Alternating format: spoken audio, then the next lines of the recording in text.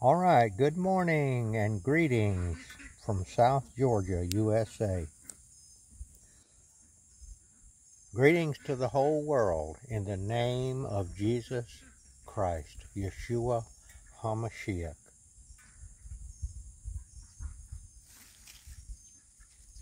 I feel that I'm feeling more and more like the time is getting very short, and that it is time to make your decision now. I'm going to be out here doing a little bit of work here in the vineyard. This is a very nice scuppernong, and this is the wild variety, or very close to wild. You'll find some like this in the woods, but it's not one of the purple ones. It's one of the ones that gets kind of a creamy green color when it's ripe. Very, very delicious. I'm going to try one of these air layering boxes on here. I know it'll work. I've done it on these before using other things like Coke bottles and stuff like that. This is what I don't know. These here have a funnel in the top. See there? I'll call it the top. And it's not in the bottom. Now, most of the time when you're doing an air layer, you're going to be probably doing it something that's sticking up like this. And I thought this might be where you might add a little water, or a little rainwater would get in it from time to time. A lot of these air layering things, they don't even add water. But basically, I'm going to go ahead and make a wound on it.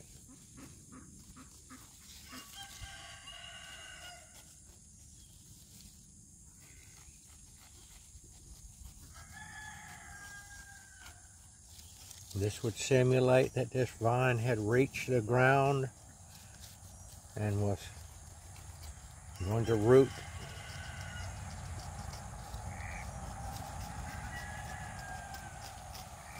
in the ground.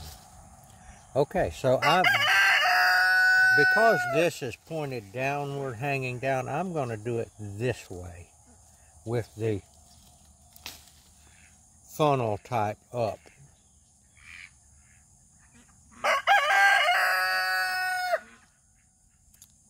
Like I said, it pops open easily with a pocket knife. I've already put the stuff in here.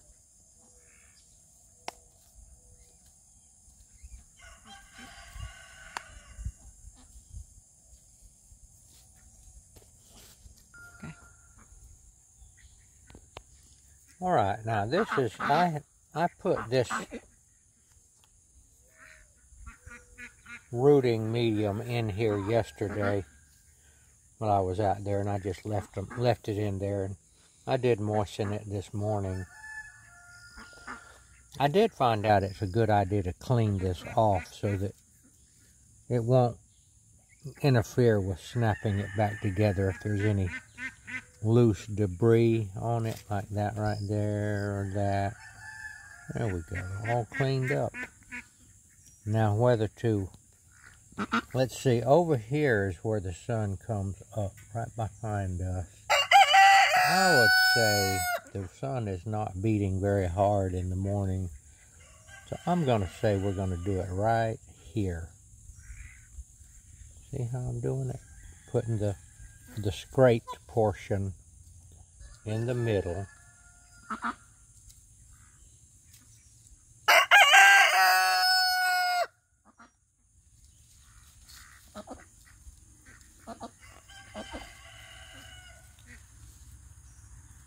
It's not snapping true anymore. It doesn't make a snap, but it does hold. Now I'm guessing that that's going to hold right there.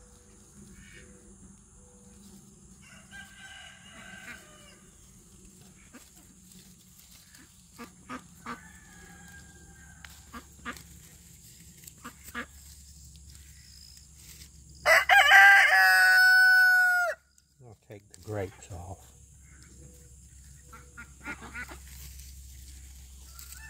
I don't want this thing to have to overcome too much. They're easy to see. I like that.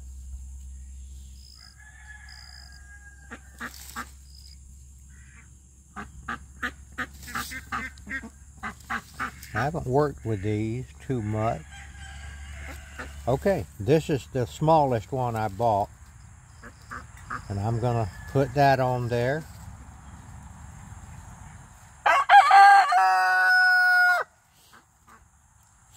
And I'm going to get another one. I've got two ready made, and I'll put it in another place. Okay. All right, here's another one on the other side. I'm gonna trim it up just a little bit.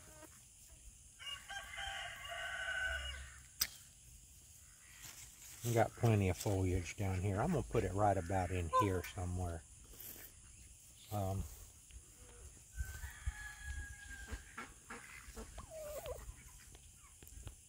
As I was saying, as a representative of Jesus,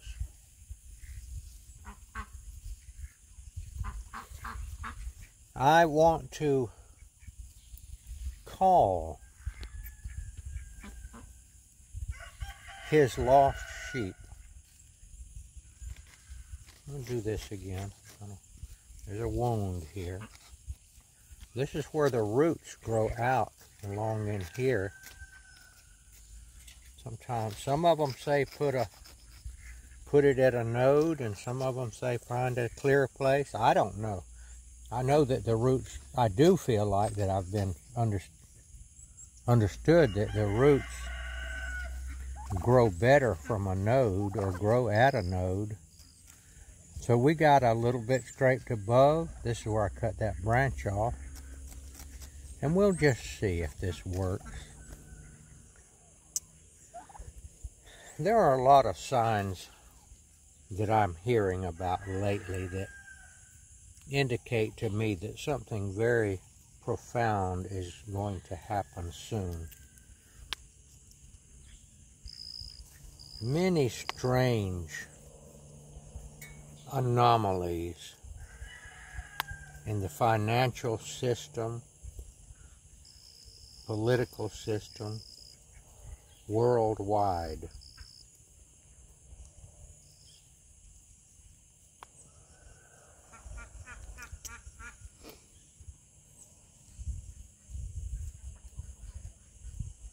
What does it all mean? I've been hearing people saying that this may be the fall of Babylon. Babylon the Great. And that Babylon is the financial system.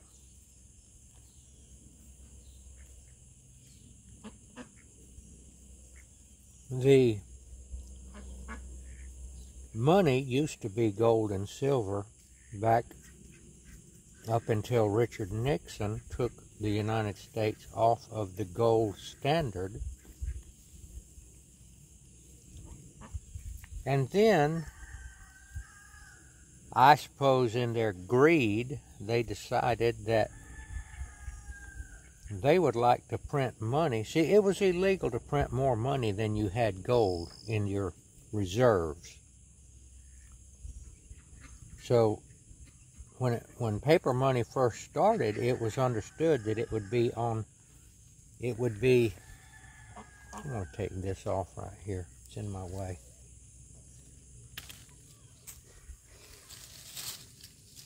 That it was understood that you could print paper money, but paper money for paper money was an IOU, a legal IOU, so that if you had a $20 bill of paper money, it was legally required that you have that much money in the bank or in the vault. And when it first started, it was also understood that you could go to the bank that issued that $20 paper note. It was a note. And you could say, I would like to swap this for the gold that you have in the safe that represents, that this paper represents. And through the years, though, they after people got used to it and trusted it, they started to say that, okay, now, since everything's going so good, everybody's not going to run up there at the same time and ask for their gold. So all we have to have now is 50% of the number of paper notes we have out there. We have to have half of that in gold back in the vault. And through the years, they began to make that there was less gold required. And then at some point, there was no auditing on that. And then they would change the rules. And basically, you didn't know how much gold they had in the bank. Fort Knox was where they kept it. It was supposed to be a big fort. Well, it is. So you didn't know whether they had any gold in there at all, to be honest with you. You just had to trust them.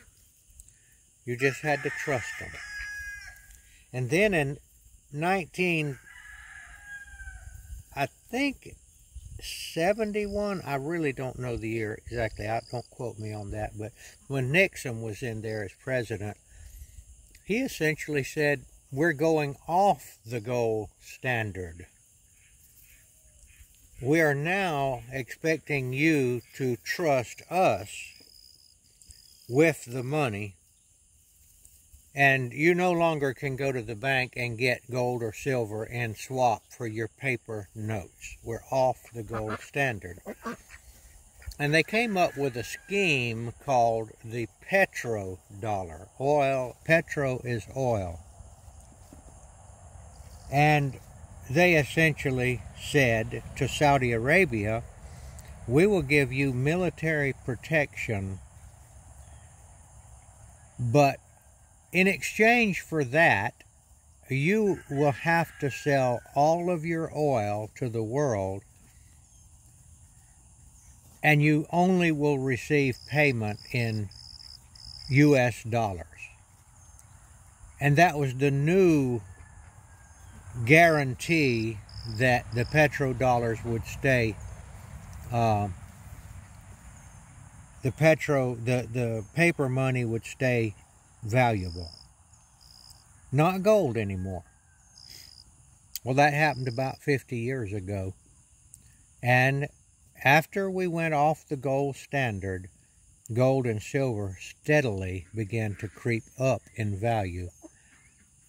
We think it's creeping up in value, but in fact, it's not gold and silver creeping up in value.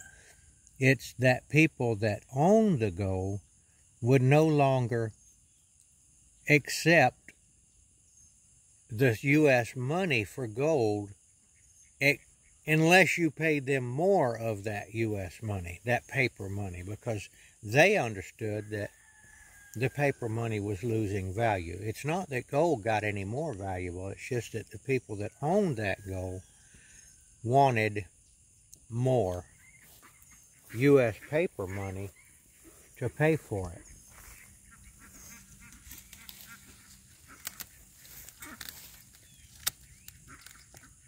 Got some kind of vines growing up here.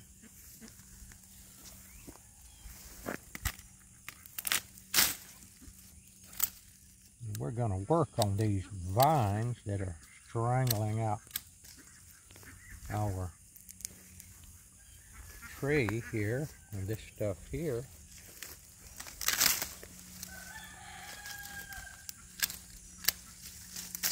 That was easy enough to get off of there. There's a few of them over here. That looks better, doesn't it? Now this one right here If I leave this hanging down, the turkeys are going to get it all, so I'm going to try to figure out a way to get this up here. I'll put it right behind this wire right here. And these are our vines. What I'm trying to tell you is that the United States dollar, now it takes more and more dollars to buy the same thing that it did last year. That's called inflation. Okay. So we know now that, I'll tell you an example. I'm old enough to know. When I was a teenager, a young teenager, we moved to Huntsville, Alabama. My dad worked in the space program for a company called Sperry Rand. And he was transferred from up north down to Huntsville, Alabama. We went down there, and Dad had to buy a house for his family, and he did. And I asked him, not long before he died, I had the presence of mind to ask him how much did he have to pay. And it was a nice, brand new house, 3-bedroom, brick house, modern suburban type house. Probably bought it in 1961, maybe 1960, when I was 9 years old, might have been a year or two. How much did he pay for that house? Well, I can tell you right now what a house just like that would cost around here in South Georgia. You would be lucky to get it for $200,000. You would be shocked, and you are going to be shocked unless you're as old as I am and pay attention. He paid $11,000 for that house, that brand new house in a suburb of Huntsville. Paved roads, everything. I think it was on city sewer too, even though it was pretty far out from the city of Huntsville. $11,000. Gold was selling then for $33 an ounce. Gold is now about $2,500, $2,400 and something an ounce. It's not that gold has changed, it's not that houses have changed, it's that the US dollar is no longer accepted at the old price that we had when we were guaranteeing it in gold and silver. And even in the 1960s, and you can tell by the price of gold back then, gold was $33 an ounce, silver was $1 an ounce. Silver's up around 30 right now. And at that time, you could go to the Federal Bank in Huntsville and take some of your paper dollars and buy silver dollars with them, or swap them out.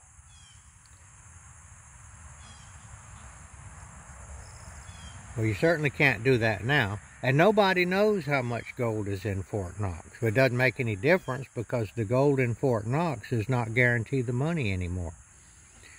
So what I'm telling you is that this is going to get worse and worse. A couple of months ago, the contract that was made with Saudi Arabia, where Saudi Arabia would not accept payment of their oil except in US dollars, ran out. And Saudi Arabia did not renew that contract.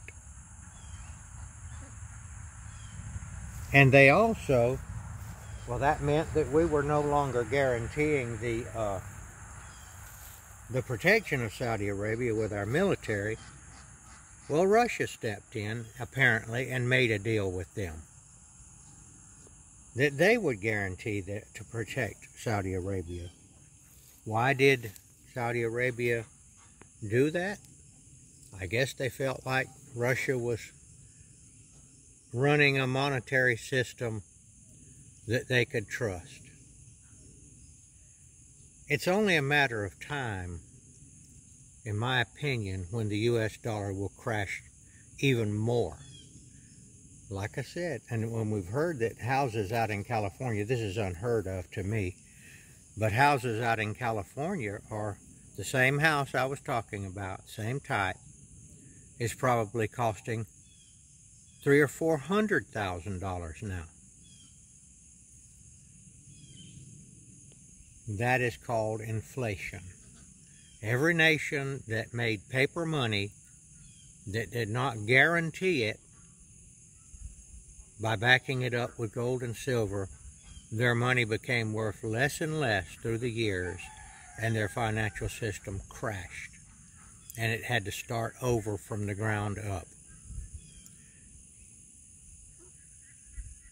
This is the reality of the paper money, also called the fiat dollar, F-I-A-T, fiat money. I guess it means fake because it's paper. And it will be used, the same dollars now will be used to light fires with, and in an emergency for toilet paper. That's all it's worth.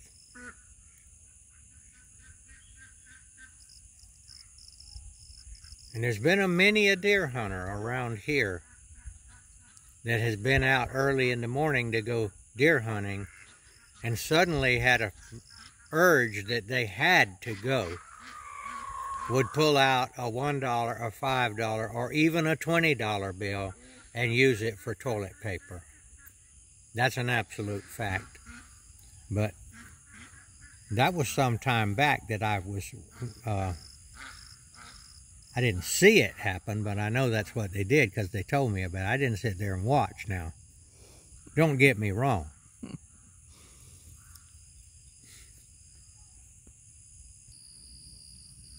All right, I have been talking about the collapse of the financial system. Now, what do I suggest? I think it would be prudent to make some steps so that if and when, and I think it is going to happen, we're watching it happen. We've been watching it happen. I've been watching it happen since I was a kid. I know what it sold for. I know what things cost back then, and I know that the money is not holding its value. I think it would be prudent for people, believers and non-believers, if there's some non-believers out there listening to me, I hope there are. There's two things that I would suggest in this order. The first thing is that you seek the kingdom of heaven today. That is, that you ask Jesus, Jesus, will you save me? Will you give me a new heart? Will you cause me to be born again as a new creature so that I may enter into the kingdom of heaven, which is another dimension, not a dimension of flesh and blood, but of spirit, and live with you in that dimension forever, a place where life never ceases. It's not like down here where life does cease.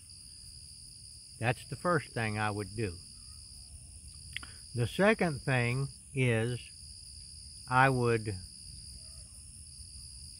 think that it would be prudent if you have any spare U.S. toilet paper dollars, to swap that or buy some sort of commodities that do not spoil, that you may use for yourself or either swap with other people for the things that you need. What would those commodities be? Well, gold and silver are commodities. And they've always been money.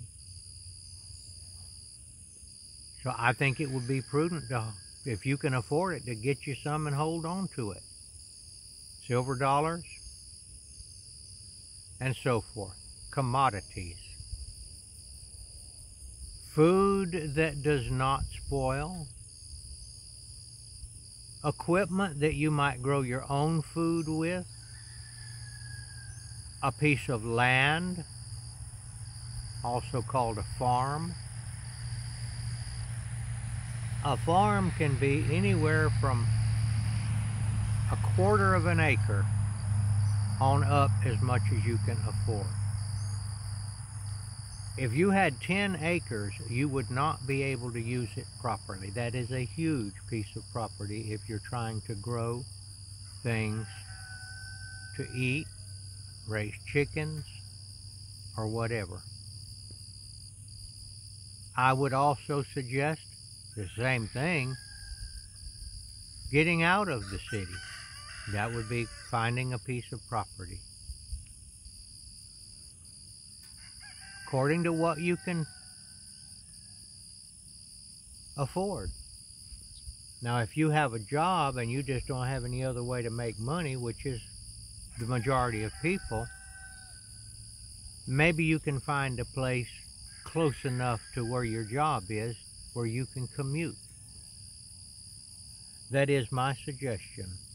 I believe the time is getting short when there is going to be, as the Bible describes it, the fall of Mystery Babylon. Babylon represents to me the financial system and the deep state, they call it. That is, the people that are really running the world behind the scenes, who do not have our best interest at heart. They want to own us. They want us to be their slaves. They are liars, fraudsters, and demonically possessed. You know, when Jesus was fasting for 40 days, and he was hungry, the Bible says, the devil came to him and offered him all of the kingdoms of the world if Jesus would bow to him. Well, I assume that that means that the devil had possession of the kingdoms of the world then, and he does now. Now, there are some countries that are freer than others, but the devil essentially is running the world, and he's running it with fake money. They basically print their own money out of paper. It is catching up with them now. Seek the kingdom of heaven, and all things will be added to you. Seeking the kingdom of heaven means asking Jesus to save you. Now, if you aren't at that stage yet, where you can trust in Jesus to save you, then you are going to have to do a little bit of seeking and looking. I wish you would just take my word for it, but you may want more evidence. It can be found in the Gospels of Matthew, Mark, Luke, and John in the Holy Bible.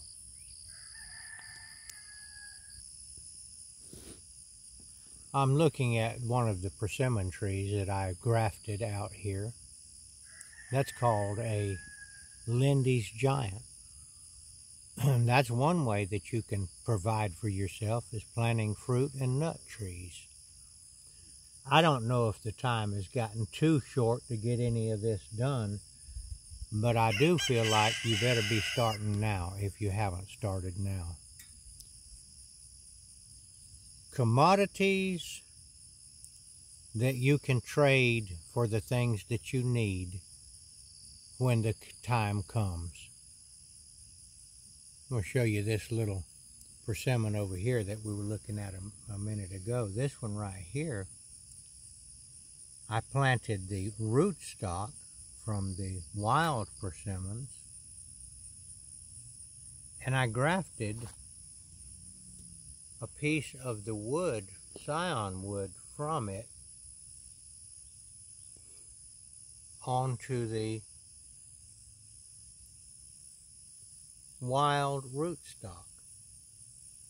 Not only that, but it got crowded over there where I planted it, where I was showing you yesterday, and I took a chain and hooked to this rootstock and pulled it out of the ground and brought it over here and planted it, and it survived. That's how tough these persimmon trees are.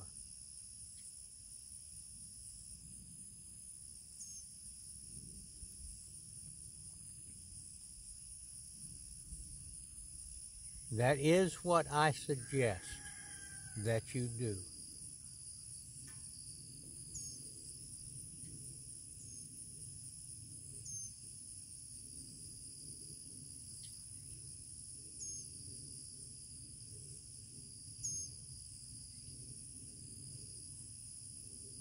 You're going to have to make up your own mind about Jesus, and you're going to have to make up your own mind if you trust living where you are now. But in a large city and where there's dense population, there's going to be more chaos rather than less. And if you live out in a less populated area and have you a piece of land, I'm not going to say that there's not going to be any chaos, but there's going to be less. That's just common sense. All right, that is the lesson for today. I believe everything I said is based on biblical principles, and I believe that I am fulfilling my commission as a follower of Jesus Christ to declare his name before men. And I will add this: fear not. If you're a believer in Jesus, he has promised that I will never leave you or forsake you. And God protects his children. He also chastises his children, but only to the extent that is necessary to bring them into alignment with the principles of being a believer. All right, that's how it's going to be this morning. That's what came out of my mouth. And now we would like to say the Lord's Prayer with you as we look over that way. And look at what I see over there.